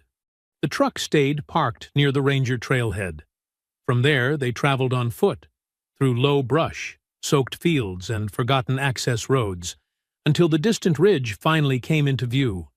The rain hadn't let up for hours by the time they reached the ridge above the facility, cloaking the tree line in a thick gray mist that softened every edge and swallowed each movement in a silence that worked to their advantage. From this height, Khalil could make out the structure's outline beneath the forest canopy. Low and industrial, stretched across 2 levels with a central dome surrounded by satellite towers. It didn't look like much from above, but beneath the surface, they both knew, this was where the system pulsed and fed itself, where every surveillance node, predictive model, and classified command line had been born and nurtured in the dark. It wasn't a bunker. It was a brain. Jasmine lay beside him on the wet earth, her fingers tightening around the scope of the lightweight recon rifle as she whispered wind speeds and movement intervals. She had learned fast. Her calm wasn't just practiced. It was purposeful. She had always adapted, always adjusted, and now she moved with him not as a shadow, but as a force all her own. Her voice in his ear kept his heart grounded. Below them, armed men circled the compound in deliberate loops, their patterns efficient, their radios silent. These weren't gang members in the typical sense. They were ex-military, like Cal had said. Bought, trained, embedded, and they were expecting company. Not because Khalil had been sloppy, but because Pierce wanted him to come. Shadowline wasn't designed to be dismantled in secret. It was designed to tempt the asset into burning himself alive in the process. Khalil adjusted the grip on his suppressed rifle and tapped Jasmine's arm. She nodded once, her gaze sweeping across the clearing one last time before she moved with him, fast, low, and silent, down the embankment and into the trees. They breached the perimeter at the northwest junction, bypassing the heat sensor grid with a frequency-jamming pulse that Khalil built from the same stolen tech they'd pulled from the compound. Unbeknownst to them, another figure had entered the perimeter moments earlier, moving in shadows, trailing the guards from a different angle, watching the chaos unfold, but not yet revealing his intent. The moment they passed through the invisible line, the game changed. Lights above the towers flickered red. Sirens didn't sound. Pierce didn't want a spectacle, but the guards shifted instantly, their postures snapping into alert formation, rifles drawn, voices suddenly sharp through their earpieces. The first contact came hard and close. A figure stepped from behind the generator stack and leveled his weapon. Khalil dropped low, angled his rifle, and fired once through the man's shoulder, the shot silent but devastating. The guard collapsed, and Jasmine was already moving past him, sweeping the second corner of the entry platform where another figure was drawing up his stance. She didn't wait. She slammed her elbow into his jaw, pivoted under his arm as he stumbled, and drove the butt of her rifle into his throat with a precision that stunned even Khalil for a breath. She didn't flinch. She kept moving. They reached the entry door just as the metal began to seal. Khalil hurled the pry rig into the frame, the explosion of pressure jamming the mechanism just wide enough to let them slip through. Inside, the air was colder, recycled, dry, clinical. The hum of servers pulsed through the walls. Lights buzzed overhead with the soft static of emergency power. This wasn't just a server site. It was a command post dressed like a lab. They had 15 minutes, maybe less, before the full response team dropped in. They didn't waste it. Khalil guided them through the outer corridors, weaving around glass-paneled rooms filled with processors and glowing with faint blue light.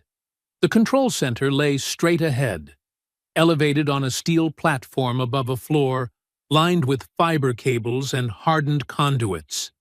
Behind the glass walls stood Pierce, flanked by two armed guards, his hands clasped behind his back, his face unreadable as he watched them approach. "I knew you'd come," he said through the intercom, his voice flat, almost tired. "The moment I felt you slip the leash, I told them. He'll come back. He'll want to end it himself." Jasmine raised her weapon, but Khalil touched her arm. "He's not running," Khalil said. "He's trying to witness it. He wants to see what we become when there's nothing left to trust." Pierce unlocked the glass door and stepped through alone. No armor, no weapon. Just the man who had spent a decade building a lie so sophisticated it could pass for loyalty. You were my greatest proof of concept, Pierce said, walking slowly toward them. We built Shadowline around your patterns, your mercy, your grief, your fire. We studied your hesitation like scripture. We gave it purpose. And you gave us obedience. Khalil stepped forward, fists clenched. You didn't give me purpose, he said. You stole it. Pierce smiled faintly. You gave it freely. The silence broke with gunfire. The guards flanked from the right, rifles up. Khalil dropped behind the console, dragging Jasmine with him as bullets tore through the screens above them. The room filled with smoke and alarms. They moved without hesitation, Khalil vaulting the left side, disarming the first attacker with a brutal twist that shattered bone, then slamming his head into the wall hard enough to leave a dent. Jasmine rolled low and swept the other's legs from beneath him, firing once into the armored vest before driving her knee into his neck. Pierce tried to run, but Khalil was faster. He caught him just as he reached the rear corridor, slamming him against the wall so hard the man gasped, then driving a fist into his ribs with such force that he dropped to the floor in a heap. You don't get to disappear, Khalil growled. You get to answer. Jasmine activated the broadcast module on the central terminal. It blinked red, then green, then live. Cameras came online. Screens across the country would soon see the truth. The console lights flickered green as the encrypted upload began to pulse across public servers. Jasmine worked fast, fingers flying over the interface, decrypting the final layer of metadata that would verify the entire Shadowline archive. Every manipulated mission, every classified memo, every falsified surveillance file Pierce had signed or scrubbed. The satellite uplink blinked in confirmation. It was live. Somewhere out there, people were watching. Inside the tech facility, the silence thickened.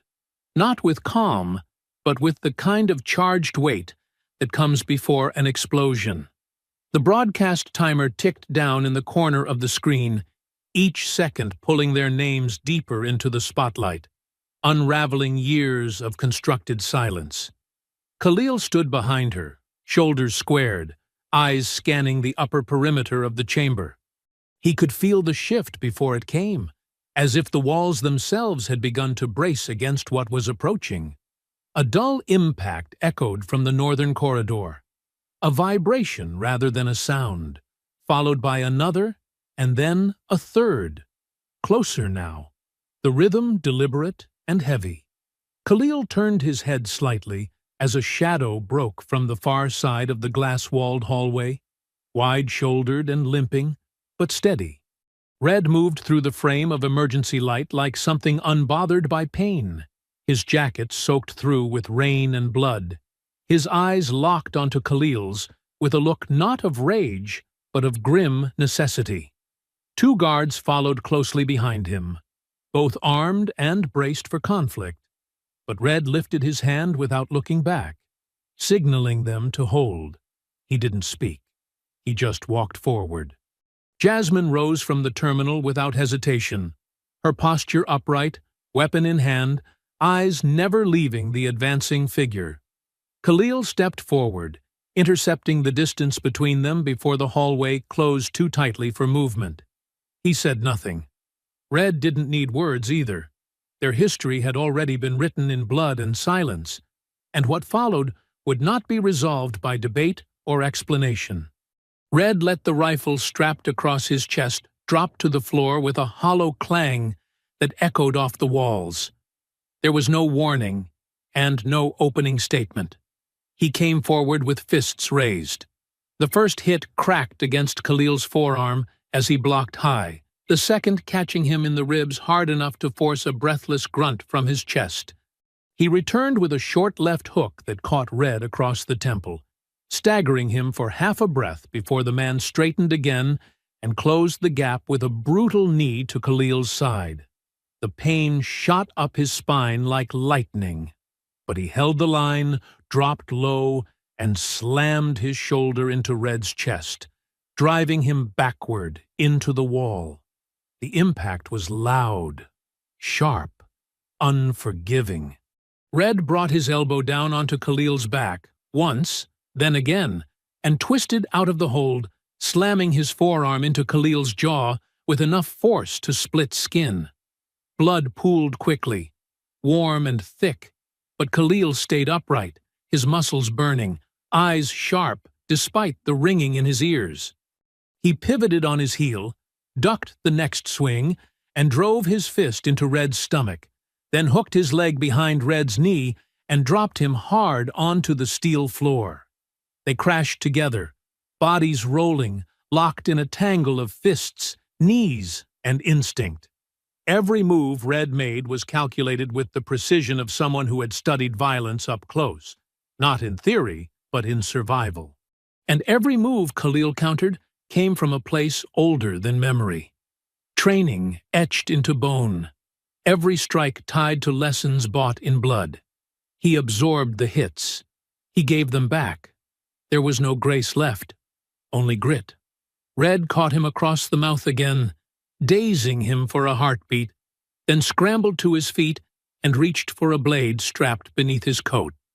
Khalil saw the glint and surged upward, tackling him into the nearest server column, fists driving into the man's ribs in rapid succession until the knife clattered to the ground. Red retaliated with a brutal headbutt, staggering Khalil backward, then lunged again, this time with nothing held back. But before he could close the distance, another shot cracked through the air. Loud, close, final. Red staggered. A second shot rang out. Then he fell. Behind him stood Cal, bloodied, bruised, his shirt soaked with sweat and smoke, one hand trembling as he lowered the pistol that had once been aimed at Khalil.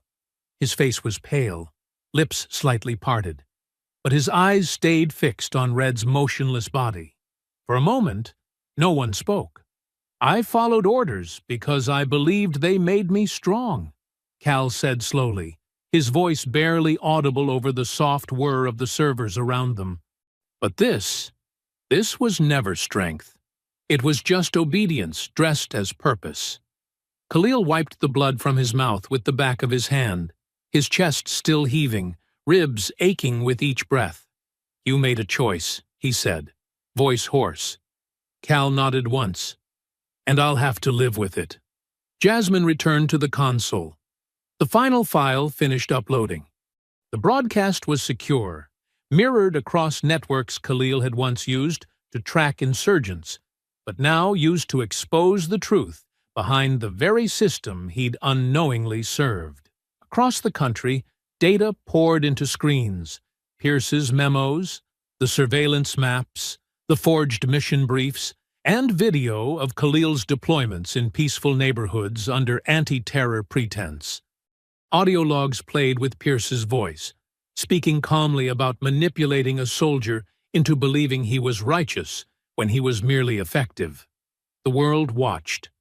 Khalil stepped to Jasmine's side and took her hand. She met his eyes without a word, and for the first time in days, neither of them had to ask what came next. The machine was breaking. Its creators were exposed, and the silence that had been engineered so carefully for so long was now replaced with something louder. Undeniable truth. "It's done," she said. He didn't hesitate. "No, it's finally begun." Evidence poured through every major news outlet, whistleblower network, and encrypted journal across the globe. Files replicated faster than they could be deleted, mirrored on blockchain nodes and dark web forums, each containing the unmistakable blueprint of Shadowline. Names, dates, recorded orders, forged signatures, biometric records, and digital trails tracing directly back to DARPA and its private contracting arms. Shadowline was no longer a rumor or a ghost story told in bitter silence between soldiers who couldn't sleep. It was data. It was footage. It was voice and blood and paperwork, with government headers that no spin doctor could bury beneath jargon. every attempt to downplay the leak was undercut by the sheer volume and precision of what had been made public. Too many files. Too many eyes. Too many threads converging on the same undeniable truth. Black communities across the country had been targeted under the cover of national defense, cleared out under the banner of anti-terror protocols, and replaced by redevelopment contracts backed by the same hands pulling military strings. DARPA fell under immediate investigation, though its higher ranks offered the same denials Khalil had heard 1,000 times before. Rogue actors. Compartmentalized decisions. Outdated policies. Congressional hearings convened within days. Lawmakers stumbled over their own outrage, claiming ignorance while scrambling to contain the spread. At least 2 senators were implicated directly in Shadowline's funding chain. Others distanced themselves publicly while quietly seeking damage control. Behind closed doors, Khalil was contacted 3 times in 72 hours. The first came as a formal offer from a defense intelligence intermediary: full immunity, private relocation, and long-term protection in exchange for one thing: silence. He didn't answer. The second arrived in the form of a sealed document, requiring no court appearance, no statement to the press. Just his signature. They called it a security measure. He called it a muzzle.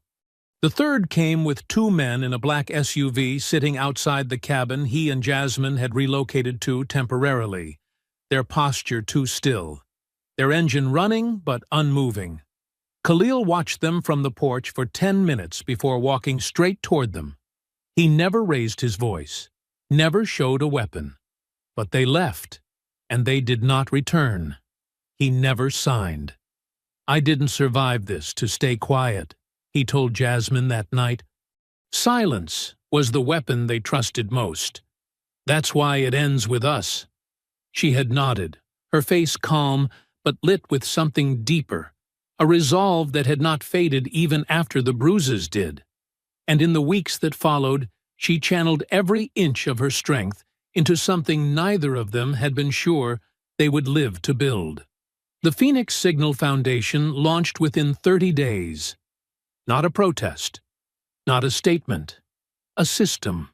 Quiet, focused. Staffed with data analysts, trauma-informed counselors, and legal researchers, many of them former intelligence professionals who had once served the machine they were now dismantling piece by piece.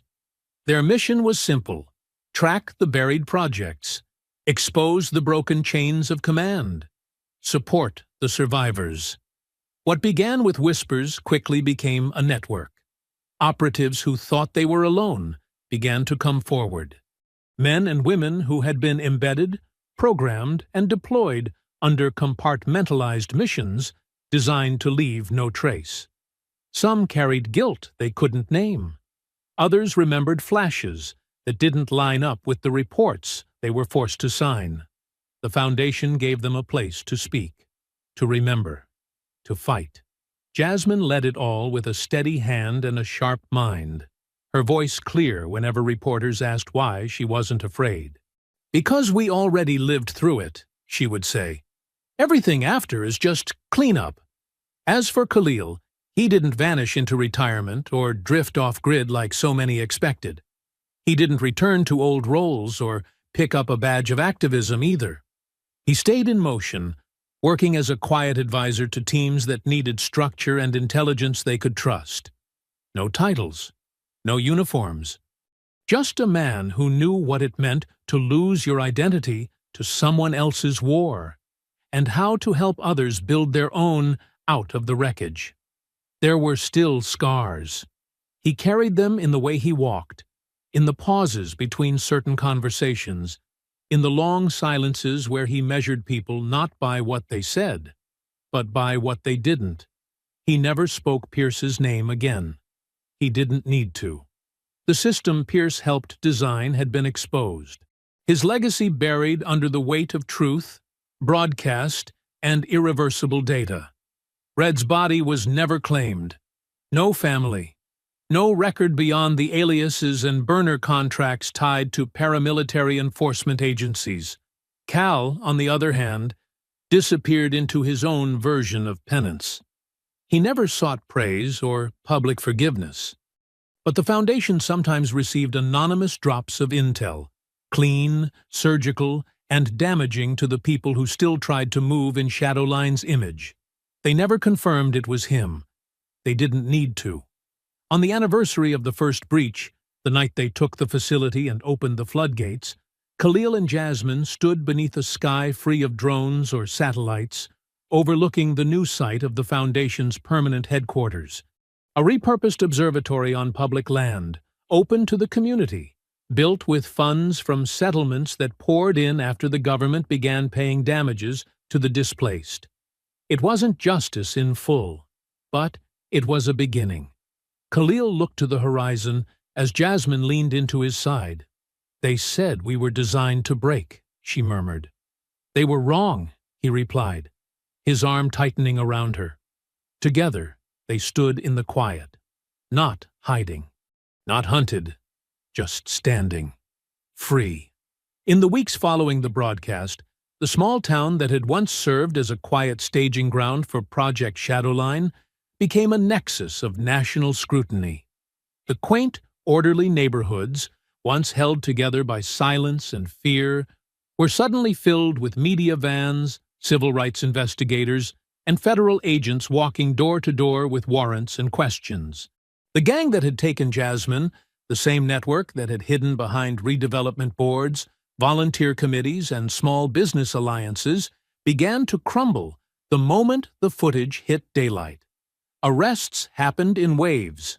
Some members tried to run, scattering across state lines or attempting to erase themselves in the way cowards always did when truth caught up. But it didn't matter. The evidence was too clear, the faces too visible. Their tattoos matched, their names were cross-verified through seized files, and their voices, arrogant and unfiltered, had been recorded in the very compound they once believed no one would ever breach. Within a month, over a dozen known affiliates were in custody. Several of them turned on each other within days, trying to lessen their sentences. The deals didn't save them. Others, officials and officers who had helped cover tracks and reroute complaints, resigned before charges could be filed. They called it early retirement or personal health reasons, but the town knew better. They had been the gatekeepers of a system that treated human lives like data points, and now they were being swept out with the wreckage they helped create. The sheriff, who had brushed off Khalil's questions the night Jasmine was taken, was removed within a week. A civil oversight board replaced the county review committee. The redevelopment grants that once flowed through secret contracts were frozen. Federal oversight crept into places no one had wanted it before. And yet, for some, it was still not enough. Because for every arrest, every article, every headline proclaiming justice, there was still the memory of what had been done. Khalil walked through the wreckage in silence days after the final takedown. The compound had been torn apart by investigators, server racks dismantled, walls stripped for evidence, bloodstains mapped and photographed. But it was more than just a crime scene. It was a graveyard of trust. And as he stepped over broken glass and shattered consoles, he realized that no amount of exposure could ever restore what had been lost in the name of control. He didn't speak much after it ended, not because he was broken, but because too much had finally been named, and putting it back into words would have felt like covering it up again. Jasmine understood. She always had. They didn't go back to their old house. It had been ransacked by the gang during the height of the operation, their photos torn from the walls, their furniture trashed in what investigators called an intimidation sweep. But Khalil didn't keep anything fragile there anymore. Their real home wasn't the structure. It was each other. They bought land at the edge of the county, just far enough to be outside the reach of city zoning, but close enough to see the rooftops in the distance when the sun hit just right. There, They began to rebuild, slowly, deliberately, on their terms. No cameras, no surveillance. Just open sky, solid ground, and peace that had been earned, not granted. Jasmine continued her work with the Phoenix Signal Foundation, its reach growing faster than either of them expected. What began as a support system for manipulated operatives expanded into legal advocacy, political reform proposals, and even a series of congressional testimonies. Her name became known, not as a victim, but as a strategist, someone who had seen the machine from the inside and chosen to fight it anyway. Khalil, for his part, kept his distance from the spotlight. He worked behind the scenes when needed, training those who needed to know how to move, how to hide, how to endure. But mostly, he stayed out of sight. Not because he feared what might come next, but because he had spent too long being watched. Now, he chose where his presence mattered, and more often than not, it mattered most to the people whose stories had never made it into files. The ones who didn't need a mission, only a second chance. The town changed, slowly, uneasily, but it changed. For the first time in decades, community forums were no longer performative. New leaders emerged, not polished, not politically safe, but honest. People spoke openly about the generational pain that had been masked by the illusion of order. Black families that had once been pushed to the edges of the map began returning. Property once marked for seizure was reclaimed. The old fear still lingered in places, in glances, in questions not yet asked. But the silence was broken, and with that, healing had room to begin. Khalil never called himself a hero. Heroes had the luxury of clean endings. He was something else entirely. He was a man who had been built to serve a lie, and had chosen, instead, to destroy it. And though the cost had been steep, blood, memory, innocence, and the last pieces of who he thought he had been, it was a price he would pay again if it meant no one else would have to. One evening, as the wind moved slow across the field outside their new home, Khalil stood with Jasmine on the porch, watching the stars emerge one by one. There was no talk of missions or strategy, no debriefs, no alarms, only quiet, only breath, only freedom. And this time, it belonged to them. I hope you enjoyed that story. Please share it with your friends, and subscribe so that you do not miss out on the next one. In the meantime, I have handpicked 2 stories for you that I think you will enjoy. Have a great day.